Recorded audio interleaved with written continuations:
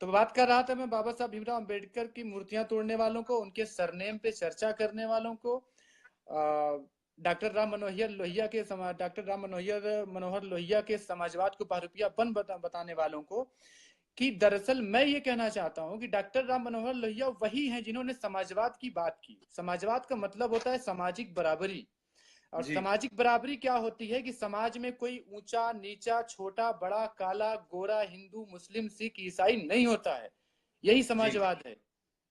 जी लेकिन आज सावरकर के चेले, मैं बिल्कुल कहूंगा, हो सकता है मुझ पे केस हो, गालियां पड़े, चाहे जो हो, लेकिन कल भी हमारे हमारे बुजुर्गों ने अपने देश के लिए, सच के लिए, हक के लिए अपनी जान की कुर्बानियां दी हैं।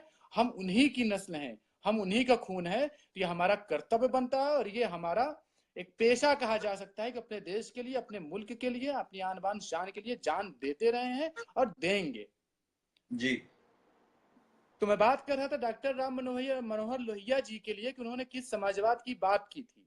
लेकिन ये मनुस्मृति के चाटुकार जो आज बड़े बड़े पदों पे आकर के बैठ गए हैं, मशीनों का गलत उपयोग करके, लोगों की सोच को गलत बता करके, आज ये लोग हमको राष्ट्रवाद सिखा रहे हैं, गद्दारी जिनके खून में बसती है। और तो मैं चाहता हूं अयाज भाई, आपकी भी एक फैन फॉलोइंग है, और जी मैं आपका छोटा भाई हूं, जी जैसा भी हूं आपसे छोटा हूं, थोड़ा बड़ा लोग मुझे भी जानते हैं। तो ये हमारी आपकी जिम्मेदारी है। 2 जी अप्रैल को भारत बंद का आह्वान भी किया गया है। तो जी आप सभी, मैं कहता हूं, आज मुझे सोचा था कि मैं लाइव आऊंगा लेकिन आ नहीं पाया, इत्तेफाक से अल्लाह ताला ने आपसे, आपके हवाले से मिला दिया। तो मैं कल इंशाल्लाह लाइव आऊंगा इस मुद्दे पे। बाबा साहब भीमराव अंबेडकर को सिर्फ दलितों तक सीमित नहीं रखा जा सकता, अपने दलित जी भाइयों को भी ये बताना चाहता हूँ। जी दलितों को, बिल्कुल। बाबा साहब भीमराव अंबेडकर को दलितों तक सीमित नहीं रखा जा सकता है। वो हिंदुस्तान के लिए हैं, हिंदुस्तान के लिए वो जो करके चले गए, कोई कोई हम्म, किया करे आगे, चाहे वो डॉक्टर जी राम मनोहर लोहिया हो, चाहे तो बाबा साहब भीमराव अंबेडकर हो। लेकिन अगर ऐसे ऐसे महापुरुषों के साथ इस तरह की बातें होंगी, इस तरह की बदतमीजियां होंगी, और प्रधानमंत्री, मुख्यमंत्री, राष्ट्रपति, गृह मंत्री, रक्षा मंत्री, किसी की कोई टिप्पणी नहीं आती है, यहाँ तक कि वो जो निंदा मंत्री हैं राजनाथ सिंह जी, उनकी निंदा तक नहीं आती है। तो जी हमारी आपकी जिम्मेदारी है, मैं कहना चाहता हूं ये बात जिम्मेदारी के साथ। और एक बात और मैं यहाँ कह दूं कि बाबा साहब भीमराव अंबेडकर को दलितों तक सीमित नहीं रखा जा सकता है। बाबा साहब भीमराव अंबेडकर की मूर्ति तोड़ने पे जितना दुख, जितना गम हमारे दलित भाइयों को है, उतना ही मुझे भी है एक मुसलमान होने के नाते, और अयाज भाई उतना आपको भी होना चाहिए। जी बिल्कुल अपने सारे बिल्कुल मुसलमान से बिल्कुल भी ये बिल्कुल। बात, हम जितने एकदम लोग, सख्ती से इसकी मजम्मत करते हैं।